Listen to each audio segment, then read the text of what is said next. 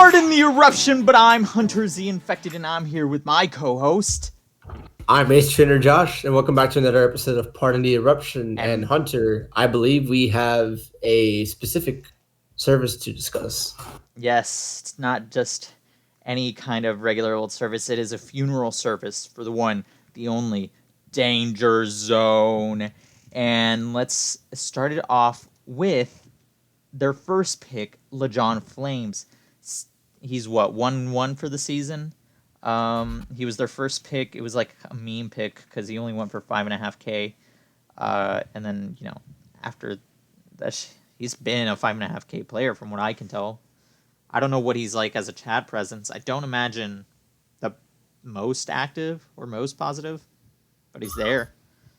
Yeah, I would imagine he's not very active, and he's only started 2 games, but he did win one, and it was against Zing, who I'd argue is pretty good. So, I mean, wasn't horrible. In fact, he probably overperformed for a 5.5K pickup.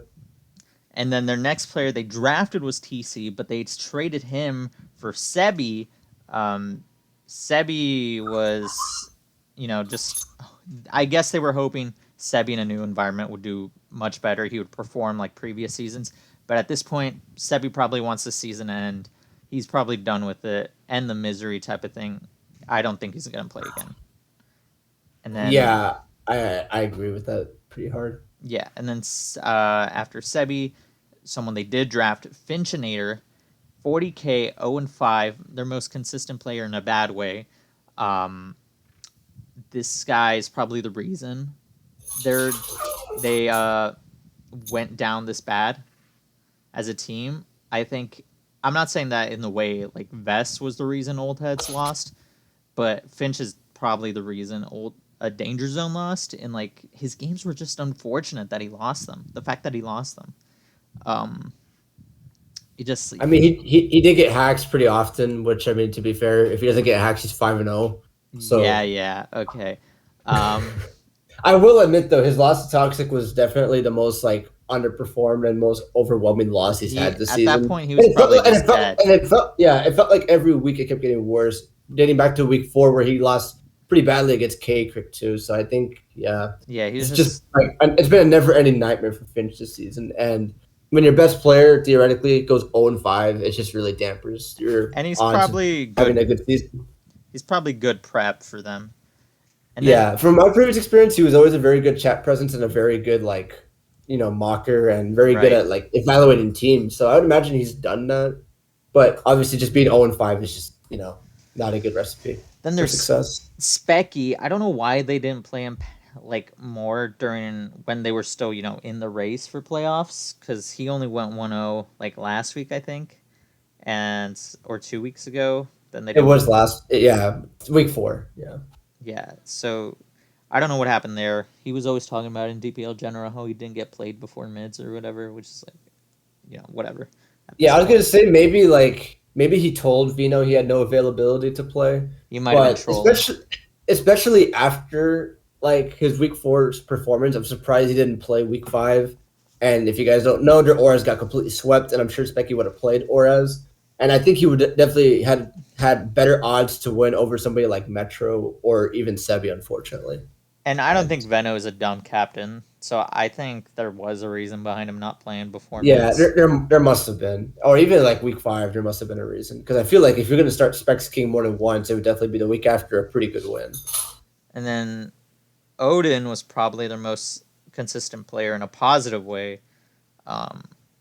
He went, and even then, only at 3-2. Yeah, which isn't 3-2. fantastic. It's like a little above average, maybe average, which fit the price he went for, which is like a little average, maybe a little above average, somewhere in that range. It just, his record fit his price, but unfortunately, he was like their best player.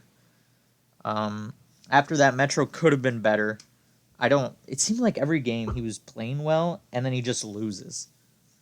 It was so weird.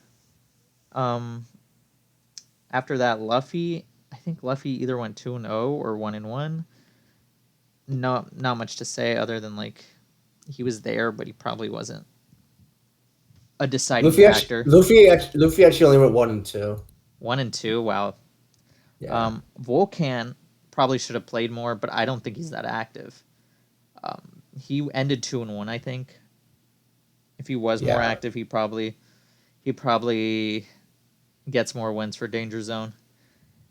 I Ollie, think I think Volcan when he played looked pretty damn good. So I'm surprised he only played yeah. 3 games. Then there's Ollie and Slap, which is like mids pickups, whatever. They didn't And they play. haven't started, yeah. And I Yeah, don't even think I don't even think they're started this week, which is weird because at that this would point, be what do you weird. actually lose? Yeah, So yeah, their chat presence and mockers at best, I would say.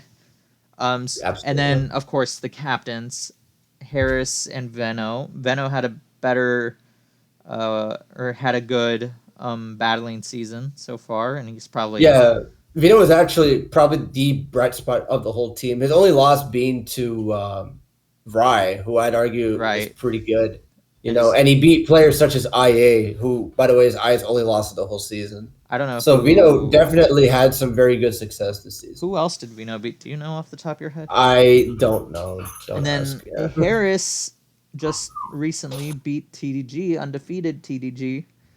Yeah. So and before that, he didn't. Harris didn't play for like 4 weeks, which Yeah, is very strange. I and don't know I what happened I there. Yeah. heard he was pretty inactive, which is like unfortunate. Maybe if Harris was a little bit more active, they could have done better as a team. Maybe they'd still be in the race. Who knows? At this point, it's over for them. I think Harris and Vino was probably a good captain core that just didn't pan out due to Harris's activity. Plus, how what the Oh, sorry. Did you hear that? okay. Anyways, I think That my was my point's been. chair. Yeah, I Yeah. can tell. I think I made my point. Moving on, let's talk about the most important series to the standings. I would say the Wigglytuffs Guild versus the Ghosting Majorities. What do you have to say about that series? Okay, so for the people who don't know, the Ghost and Majorities beat Wigglytuff Guild 5-2, pretty convincingly, honestly.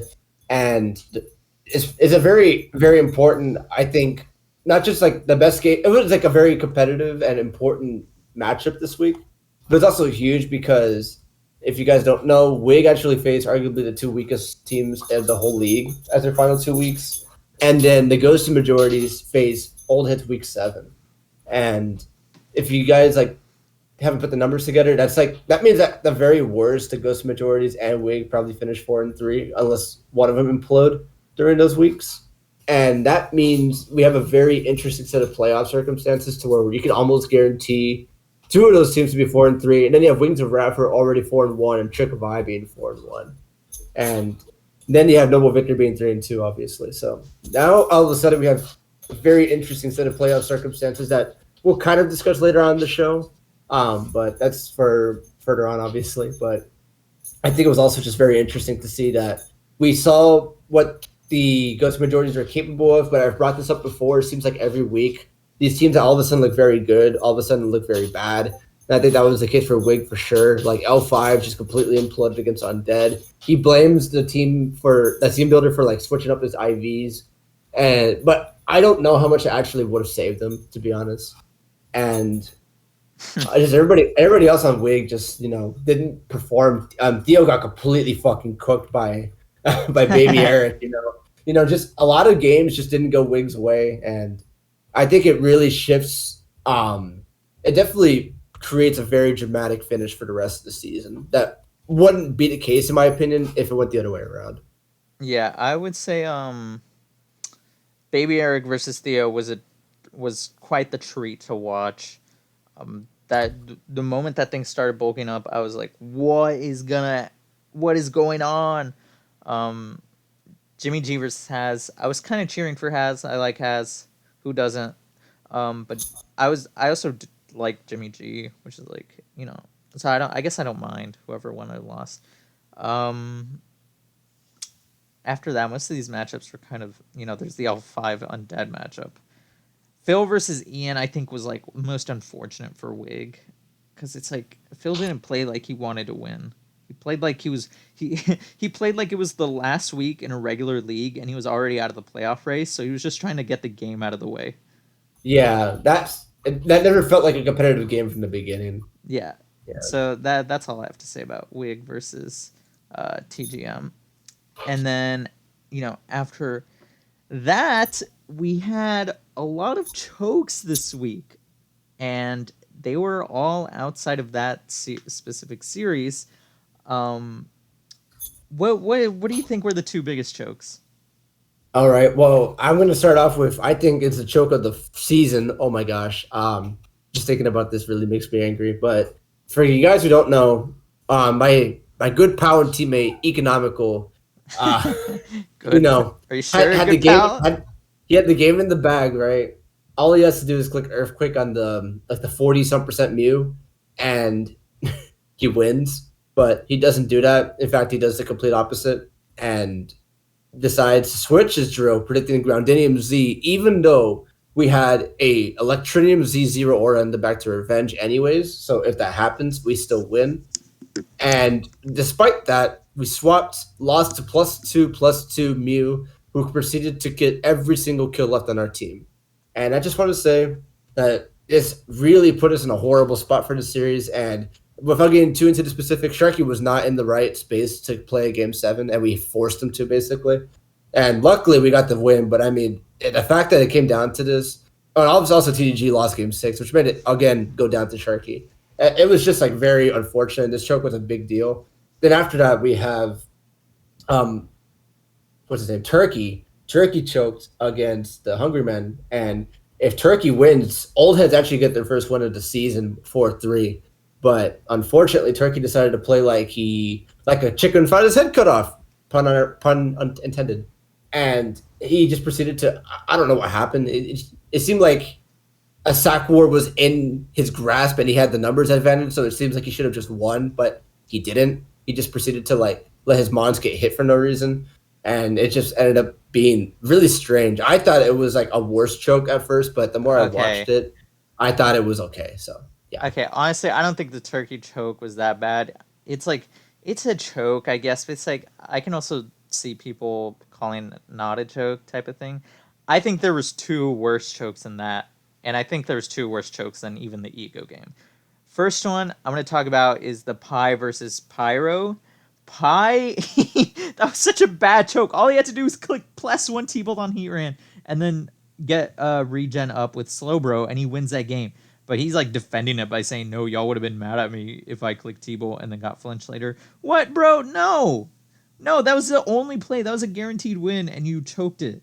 That's a hell of a choke. And then after that, I have Zugubu losing to Amel after hexing him pretty much the entire game. Zugubu had the game in the bag. All he had to do was click Glare. Instead, he clicks the 90% accurate move and gets that 10% unluckiness, loses as a result. So he decided to take from his 100% chance to win to 90% chance to win. And technically, it wasn't 100% chance because there's still the chance like Keldeo and Clefable gets parried the entire time or something. But your odds are better with Glare than they were with Leaf Storm, is what I'm saying. Is that actually true? Yeah. Okay. I'm not gonna run the math, but I'm gonna take the word for it. That's a lot of parries you need on Keldeo and Clef, and not only that, there's a chance that Azumarill itself would get parried in that endgame. Yeah. And now it's slower than Keldeo, so it's like if you just click Glare, your odds are better than that 90%. Did the Keldeo have anything for Azu? Yeah, I did. Oh, okay. Just wondering. And then yeah, so I would say those two chokes are probably worse than Turk and Echo. I think Economical's choke was the worst of the season, but I think Pie's choke was worse, but that's just me. All right, Josh, what's our segment gonna be? So moving on to the middle segment, we're gonna be going back to Over Unaware Classic. Classic, my favorite.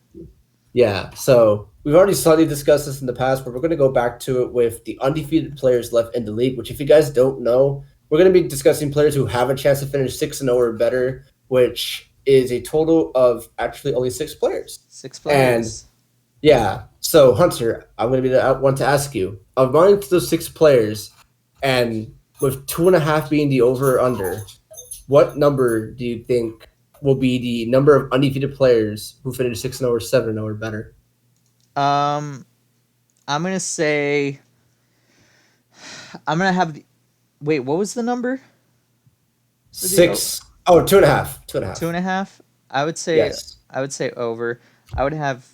I'm gonna pick myself to go over more so because like got to be confident in yourself, type of thing. Um, Yeah. I think I have Sharky prop. I don't know. It's hard with Sharky. I think Sharky's good. I don't know if he's gonna beat us week 7 though. So, uh, Aster and Amel, I can see both of them going undefeated. Though Amel is facing you. Ooh. Either way, I do have Aster going undefeated. I have myself going undefeated, and I have Spitfire going undefeated. So at least I have 3 people going undefeated.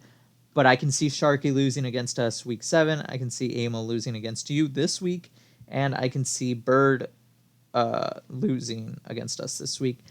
I guess the only thing with Sharky would be if y'all bench him week 7, which probably won't. So if he wins this week and then gets benched week 7, I recommend it just to keep his record perfect.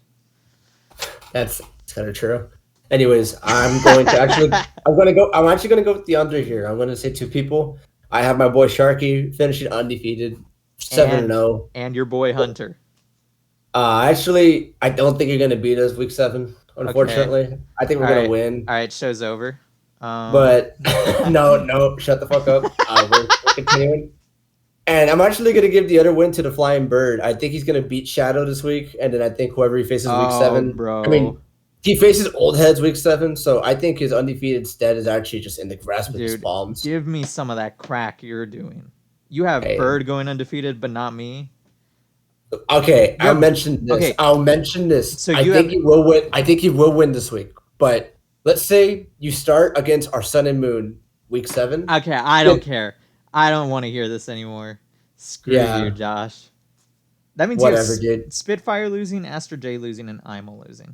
Yes, I think Aster will probably lose to our Sun and Moon guys. Hopefully, I think Hopefully. I think I'm going to beat Imel and Spitfire. I think he's going to lose this week to Specs King, who I think should have probably started last week. All right. But What? I digress. Moving on, we're going to move on to the next topic. Sure. We have a bunch of 4-3 teams or better, as I mentioned earlier, between the Ghost Majorities and the Weekly Tough Guild. So, with the number being 5.5, over under, how many teams do you think will be 4-3 or better?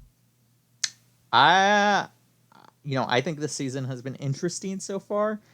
Probably not as interesting as the past 2 seasons have been, but I'm gonna say the over. I think Wig and everyone above Wig are gonna end. I think Wig's gonna end 4-3. Ghosting Majorities are gonna end 4-3. Hungry Men are gonna end 4-3. You guys will end 4-3, and then us and Wings will end. Uh, well, we'll end 6-1. They'll end probably 5-2. Yeah. I So mean, I'll give the over on 5.5 for 3 teams or better. okay. Well, I basically have the same. No, I actually have the under. And You have the under? the reason why I'm saying this is because I think Hungry Men will lose out the rest of the season. I have Danger Zone unironically beating them in this series, even though their playoffs hopes are dead. I think they have the players to definitely win this week, and I like their matchups. But I do agree with the rest of your points. Like I think Wig and Ghosted Majorities are kind of on a perfect path to at least finish 4-3. Ghosted Majorities could definitely finish like 5-2, but they have to beat a very good team in the Trick of Eye, obviously. And then I The think best I team. I like our chances to finish 4-3. And then obviously Trick of Eye and Wings of Wrath are already at that 4-1 mark, so they already hit it. So I really only have Noble Victory if they do indeed lose the Danger Zone, not finishing that 4-3 spot, meaning I only have 5 teams finishing there. You said no. Nonetheless, You said Noble just Victory, your own team. I meant to say Hunger Men. They're right above us. Oh, But nonetheless, it's still a very dramatic finish for the playoffs because I have 5 people or 5 teams, in my opinion, being 4-3 or better. And you have 6 teams being 4-3 or better, meaning there's going to be 2 teams of a a positive record that aren't going to make the playoffs. And that in itself is just very tragic. yeah. That's sad for those 2 teams putting in all that effort just to not make playoffs, even though they went positive. But that's the harsh truth of DPL. Is that very common though? I don't think a lot of I'm positive teams miss the I'm playoffs. not gonna go back and look. Neither am I, but I don't recall that. But moving on to our last over underwear question. We're gonna go back to Wings of Wrath, the number one, technically, well, they're not the number one team in the standings, but they are because of their differential. How many games, the number being 30 and a half, do you think they will hit? 30 and a half. I'm gonna Keep in mind say they're they 23 and 12, by the way. yeah, and they face y'all. I'm gonna say the over. They face y'all and Hungry Men the last 2 weeks. I think they can pick up at least 3 wins against y'all, putting them at 26, and then they can probably pick up 5 games against Hungry Men, put them at 31. Wait, did I do my math right? Yeah, Yeah. 31. Yeah. I think they can get the over on 30 and a half easily too. Well, obviously, I have to back up my team and believe we will win 7-0, but it's very hard to win 7-0. So if I had to be perfectly transparent, I think we could definitely drop 2 games to the Wings of Wrath. And No faith in I your team. I think next week they would probably pick up at most 5 wins against the Hungry Men, meaning they only, in my opinion, will hit about 30 wins, putting them at the under. But obviously, if something were to happen and they like beat us, then they will definitely hit the over. But obviously, I gotta have confidence in my team, bro, and I definitely don't think they're gonna. I don't think they're gonna beat us. In fact, I only think they're gonna get those 2 wins, bro. We're gonna win 5-2. Yeah, Just watch. definitely not gonna beat y'all. Wink, wink. Okay. Okay. Um. Yeah. So that's all I have to say about wings in that situation. Yeah, I mean, me too. I mean, I do want to mention, just kind of off topic, that you know, I still think they're the best team, even though y'all did beat them, and you might think otherwise, but Yeah, I do think otherwise, actually. yeah, But I'm a little biased. I will I'm admit. very and I am very interested to see, at the end of the season if y'all are going to be number one or if Wings of Wrath can end up finishing 6-1, because I do think they're by far the most talented roster when they have everybody. They Well, just don't have Devin for some reason. I don't know where he's been. It's kind of unfortunate because I love Devin. So well then, for them to finish 6-1, that means they're gonna beat you. yeah, I'm saying they could. I mean, it's not impossible. We're finishing 6-1. Sorry.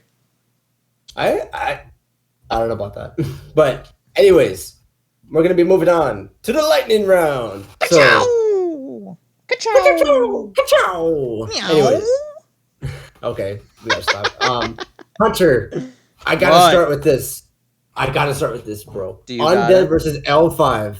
No. Oh, stop. Do you gotta start with this? We don't have to talk about this Yes, stupid dude. game.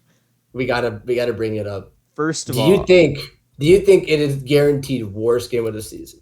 hell yes, it's worst game of the season. First of all, go to the replay. Do you see how many delete this reacts it has? It has 30. More than I 30 was, technically, but like dude, I was the first person to put delete this. Are you proud of me? I'm not proud of you. Okay. But I can't fathom how this game happened. Like it started like an innocent game with L5's Charizard lead, and then his things started going downhill once that Kartana had like zero ways of doing anything after it didn't get the speed boost. And then the stupid Scizor came out. The Safeguard, Vacuum Wave, Roost, and what was its last move? U-turn? It was U-turn. It was your turn, yeah. And so it couldn't touch anything. No, dude, I don't even think it had U-turn.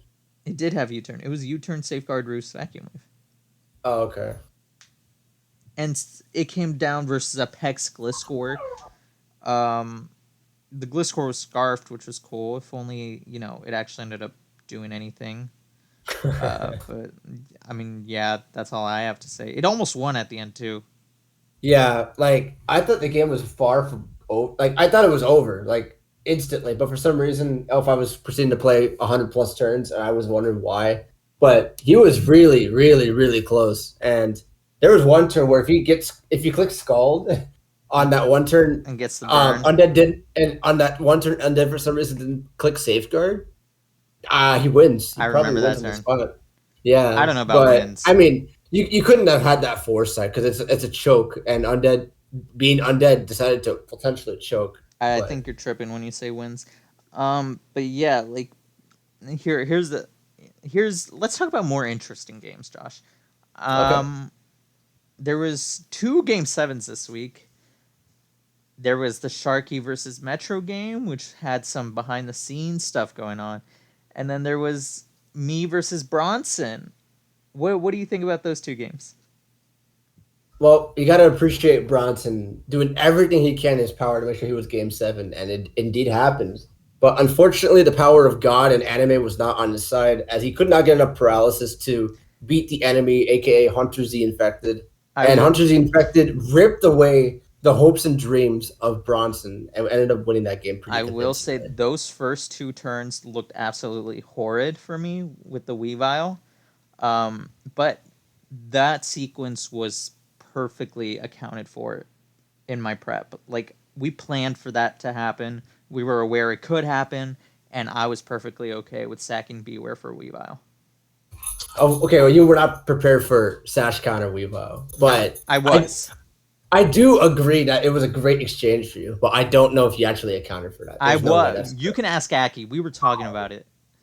okay. Like SD counter for real. Yes, yes, that literally happened in a mock. That exact Uh, sequence. okay, bro. You're Yep. gonna. If this was Discord, you'd have about 20 line face emotes right now, but I don't. Anyways, the other game 7 being Sharky, who I already kind of mentioned enough, but I can't express how clutch this was. Sharky in the past has proven that he is an amazing game 7 player, and he proved it once again. Where not having all of his stuff mentally, he was still able to like easily come out on top against Metro, and actually in a pretty close 1-0. In fact, easily the closest game of his season so far. But nonetheless, very clutch, Yeah, and dude, I I was thought he very happy choked it about it. at the end. Yeah, but Specs Ape too powerful, dude. Mm-hmm. Anyways, speaking of too powerful, Hungry Men, 3 wins in a row for them puts them up to 3-2 all of a sudden, and in a really good spot for the playoffs. And you know, obviously, you can attribute their success to undefeated Spitfire and 100p. But besides those two players, who would you want to give credit to on their team for their recent success? Probably Nerf, I would say. I mean, he was like what their next most expensive after Yes, 100p. yeah, So very it's like easily. Yeah. him starting 0-2 is kind of like puts the team in like a down bad situation. So him starting up his like getting more wins now is kind of probably helping their morale. On top of the fact that now wins are getting them weekly wins against teams, so it's probably better for them. It probably Nerf the most contributing after like CEA. I think CEA would be next. He's doing pretty decent in Warass alongside Spitfire. Yeah, like SEA, his only loss was to me, who, I mean, can't blame him for that one. Did I say So, CEA? yeah, he said CEA. Yo, It's just I'm an It's idiot. just it's just C or SCA, but I'm gonna give this one to Nicholas. Shout out to Nicholas. He's a pretty good chat presence in DPL, and he started really bad too. He was 0-2, I believe. Now he's 2-2. Very good wins recently, and those wins have obviously put his team in a really good spot in You're these very close series. So I want to give my accreditation to Nick, and his recent success. I feel like he's not talked about enough. Yeah, I mean, it's because he's part of Hungry Men and he started 0-2. That's why he's not talked about much. Yeah. But anyways, speaking of Hungry Men, we're gonna move on to our picks this week, and obviously Hunter might have some interesting picks, as obviously we all know his mindset towards teams who are out of the playoffs. But nonetheless, Hunter, we start with the where are they? I'm like looking for them right now. Wings of Wrath versus Noble Victory, a very very big playoff implication series. What do you have here, bro? All right. Game one, Rye versus Glop. I have Rye winning that game, as most people do. So 1-0 Wings. Game two, Brian versus Toxic. Most people have Brian winning. I actually have Toxic winning. I don't know why Brian is such a heavy favorite over Toxic here. I think Toxic is 2-0 post mids. I think he's going to make it 3-0 this game. Now series tied 1-1. Then Habita versus TDG. I have TDG winning, bouncing back against Habita. I think TDG's just been more impressive this season over Habita. Let's see. Noble Victory up 2-1. Sun and Moon comes around. Oh Kakrik no. versus Zing. Kakrik, because this is Sun and Moon, and this is Noble Victory. Aster versus Troy. I have Aster winning, because this is Sun and Moon, and this is Noble Victory. Now Wings are up 3-2 versus Noble Victory. Then I have you versus Amel. Of course, I got to pick you, Josh. I always have full faith in your ability. So 3-3. Now Sharky versus Sablo. I think Sablo can is one of those players that can beat anyone but also lose to anyone. That's the type of opinion I've always had about Sablo. This week, I think he's gonna lose against Sharky. I think Sharky's gonna keep up his win streak going. I think y'all are gonna win 4-3. No, it's interesting. I think Sablo probably has the same opinion of himself. He's very transparent about that, and I respect him for it. But I did not honestly, know that. I have a 7-0, obviously, for my team. I did mention, obviously, our Sun Moon is very shaky, and we're facing two really good players, including Aster, who, if you guys obviously don't know, I have a tremendous amount of respect for the guy. And obviously, facing our easily worst part of our team, I think, obviously, he has a good chance to maybe continue his streak. But I have faith in Troy. I have faith in Zing to beat K-Cook despite the 67-6 voting. And, all the rest of my teammates, I have full faith in them all winning. So, yeah, 7-0. Anyways, moving on. Danger Zone versus Hungry Ben. What do you have here, bro? 7-0 Hungry Men. No need to talk about it. Danger Zone. I have a 4-3. I mentioned this earlier. I will go one by one just for the fans out there. Harris versus Nick.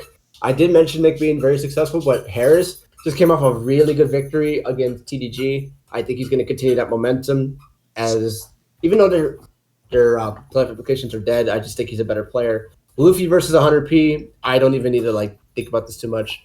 Nerf versus Volcan. I think Nerf is going to continue his momentum and beat Volcan actually.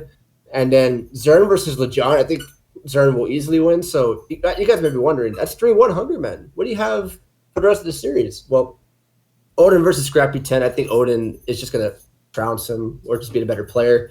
Metro versus Joshua. I think Metro will pull off the victory against Joshua. And then Specky versus Spitfire.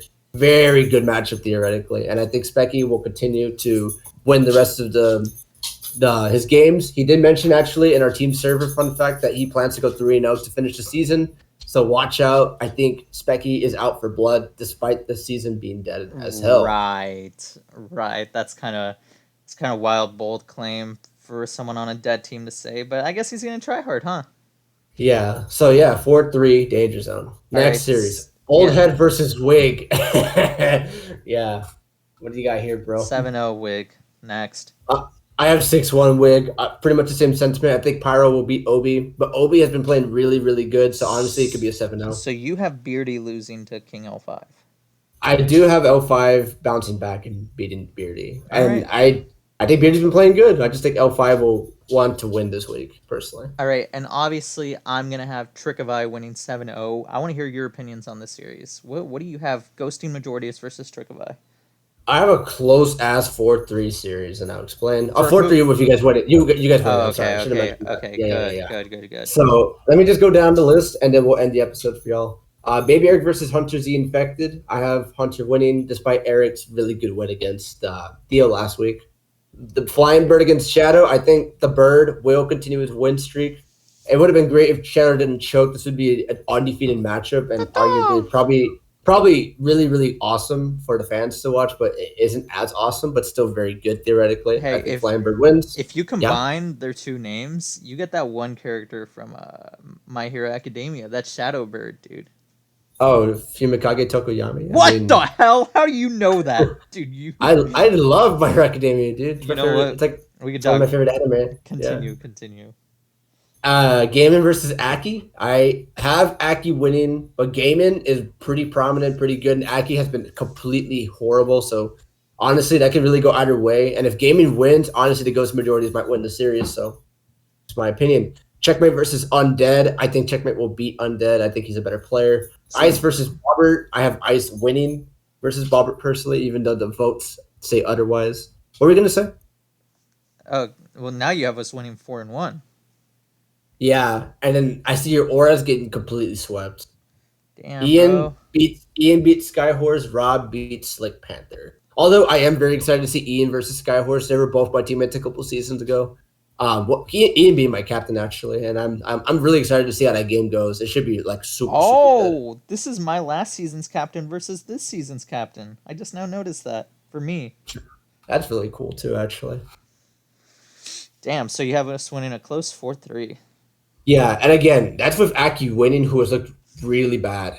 So if Gaiman wins, watch Hey, out. You guys might lose. It's a new tier for Aki. I'm sure he'll win.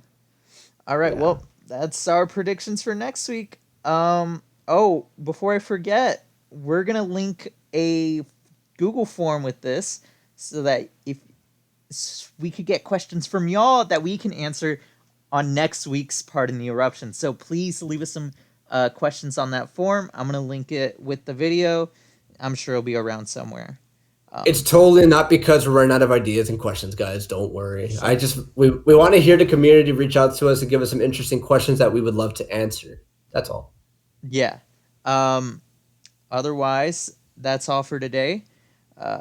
Catch us next week. Give us some good questions, y'all, and we'll answer. Even if it's like down and dirty type of questions, we don't care. We'll answer anything.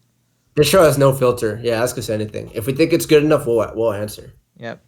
Otherwise, yeah, catch y'all next week. All right. See you guys in the next episode of Part in the Eruption. See ya.